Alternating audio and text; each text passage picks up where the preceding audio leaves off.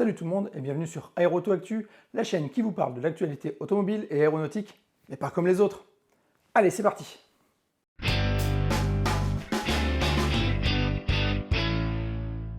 Le dimanche 28 avril, la FFVE, la Fédération française des véhicules d'époque, organise la journée nationale des véhicules d'époque 2024. L'idée est surtout de regrouper un maximum d'événements dédiés aux voitures anciennes, mais aussi aux motos, aux utilitaires, aux tracteurs et aux véhicules militaires, lors d'une journée où on espère voir un maximum d'anciennes en dehors de leur garage. Le but est autant de pousser les collectionneurs à sortir que de permettre à chacun de voir un maximum de véhicules anciens partout en France. En multipliant les manifestations, cela permettra de donner plus de force à la transmission de ce patrimoine roulant. À cette occasion, vous pourrez trouver toutes sortes de manifestations qui iront des sorties de clubs automobiles pour des balades, aux bourses de pièces détachées, en passant par des rassemblements. Si vous êtes l'heureux possesseur d'un véhicule ancien et que vous voulez joindre à la fête en créant votre propre rassemblement, eh bien vous pouvez encore vous inscrire sur le site, dont je vous mets le lien en description. Vous avez jusqu'au 24 avril et vous pouvez retrouver votre événement et tous les autres partout en France sur cette carte, dont le lien est en description également. Allez, une bonne occasion d'aller prendre l'air au printemps.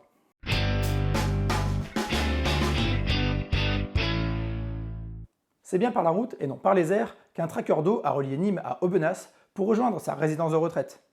Datant de 1969 et modernisé en 1989, les trackers pouvaient embarquer plus de 3 tonnes d'eau ou de produits retardants, très utiles pour ralentir la propagation d'un feu. Ils pouvaient ainsi parcourir 1600 km à 400 km/h. En septembre 2019, l'un d'entre eux avait été victime d'un affaissement du train d'atterrissage sur le Pélicandrome de Béziers, alors qu'il roulait à faible allure vers la zone de décollage, et toute la flotte avait donc été ensuite clouée au sol. Une inspection technique, menée sur les autres appareils, avait démontré des défaillances et avait conclu à l'impossibilité d'effectuer la moindre réparation, compte tenu de l'âge des avions. Après son retrait du service en 2020, l'association SOS Tracker a décidé de procéder à la sauvegarde du tracker T07 pour l'ériger sur une stèle à l'entrée du pélicandrome de l'aérodrome d'Aubenas-Lanas. Pour mémoire, un pélicandrome, c'est une base où les appareils bombardiers d'eau peuvent se poser pour être rechargés en eau ou en produits retardants. Le choix de cet appareil en particulier n'a rien d'innocent, puisque son numéro, le 07, correspond au numéro du département où il posera pour la postérité, l'Ardèche. L'avion n'étant plus apte au vol, il aura fallu pas moins d'une semaine pour le démonter et l'installer sur une remorque pour son dernier voyage. La remorque basculante a permis à son chargement de plus de 8 mètres de large de passer des points sensibles, comme des rues étroites dans certains villages, ou encore des ponts. On a vraiment hâte de le voir installé en bonne place.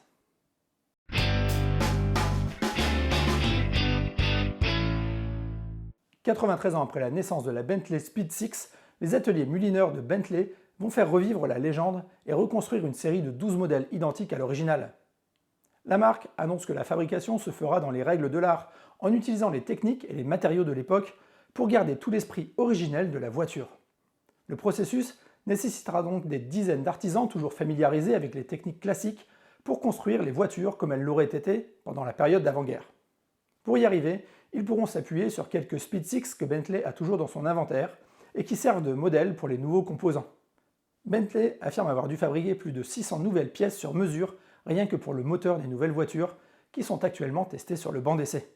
Les Bentley Speed 6 Continuation Series font donc suite au succès de la production de 12 Bentley 4,5 litres Supercharged Blower Continuation de l'année dernière. Bon, rien ne sert de se précipiter pour en réserver une, les 12 unités de la série Speed 6 Continuation ont déjà été prévendues et les clients privilégiés pourront personnaliser leur véhicule à partir d'un choix de finition et de matériaux de l'époque. Chaque unité prendra 10 mois à être construite.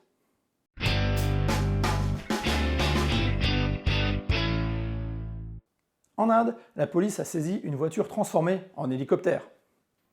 Habitant dans le nord de l'État d'Uttar Pradesh, les deux frères, propriétaires du véhicule, ont soudé une sorte de rotor sur le toit de la voiture et une poutre de queue sur le coffre pour le faire ressembler à un hélicoptère. Même s'ils ne comptaient pas du tout prendre les airs avec leur engin, ils comptaient quand même louer leur création pour des cérémonies de mariage, ce qui se fait apparemment beaucoup là-bas. On ne peut qu'admirer leur imagination et leur motivation, puisqu'il leur aura fallu pas moins de 2 mois de travail et dépenser environ 2800 € pour arriver à ce résultat.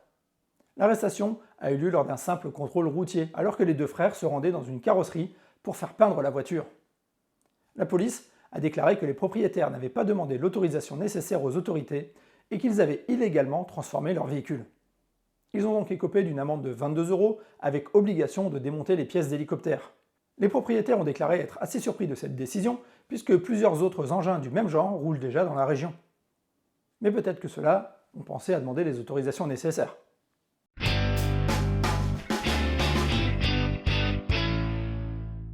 Je suis toujours surpris qu'on puisse encore aujourd'hui découvrir des tonnes de véhicules anciens oubliés de tous dans les garages depuis des dizaines d'années. Cette fois-ci, c'est en Afrique du Sud qu'une nouvelle collection incroyable a été déterrée. Si les véhicules qui la composent n'ont rien de vraiment très luxueux, c'est le nombre de voitures qu'elle contient qui est hallucinant. Il y en a 600 bien alignés et couverts de poussière. Et pour cause, cette collection avait été complètement oubliée avant qu'elle ne soit à nouveau découverte par la famille du propriétaire, un certain Louis Kotzer. Cet homme, originaire de la province sud-africaine du Cap-Oriental, était bien connu pour son obsession pour l'automobile, qui daterait même de l'école primaire. Au cours de sa vie, il a alors amassé une impressionnante collection si grande que seul lui devait en connaître la véritable taille.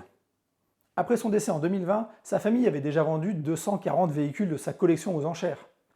Mais à l'époque, ses proches pensaient que ces voitures constituaient l'ensemble de sa collection, jusqu'à ce qu'il découvre que Louis Kotzer avait en fait rangé 600 modèles supplémentaires dans un entrepôt dont personne, sauf lui, ne connaissait l'existence. Cette collection est composée de quelques Porsche, de Cadillac, ainsi que de Mercedes datant des années 60 et 70. Les véhicules présents dans cet entrepôt ne sont pas nécessairement des modèles de grand luxe, mais il est tout de même possible d'apercevoir un pick-up Bakkie Mercedes de 1951 ainsi qu'une 300 SE. Ces vieilles voitures ont tendance à se vendre assez facilement aux enchères, sans atteindre pour autant des valeurs phénoménales. Cette impressionnante collection sera d'ailleurs mise en vente entre le 25 mars et le 3 avril prochain sous le nom de Lost Barn Find Collection. Allez, il vous reste quelques jours pour en profiter. « 80 ans après son crash, un SDB Dauntless vient d'être retrouvé en pleine forêt de Papouasie-Nouvelle-Guinée. L'engin appartenait aux Marines américains et s'était écrasé le 14 janvier 1944 en pleine Seconde Guerre mondiale. Le matin même, le bombardier avait décollé de l'aérodrome de Munda, en Nouvelle-Géorgie, avec à son bord le pilote lieutenant Billy Ray Ramsey et son tireur, le sergent Charlie Tchara. Leur mission était d'attaquer la flotte impériale japonaise près du port de Rabaul, dans le Pacifique.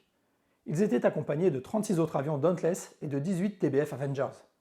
L'appareil retrouvé a eu la queue arrachée par des tirs antiaériens alors que l'escadron approchait de la cible et a ensuite disparu, englouti par la forêt, sans que les deux membres d'équipage aient jamais pu être retrouvés.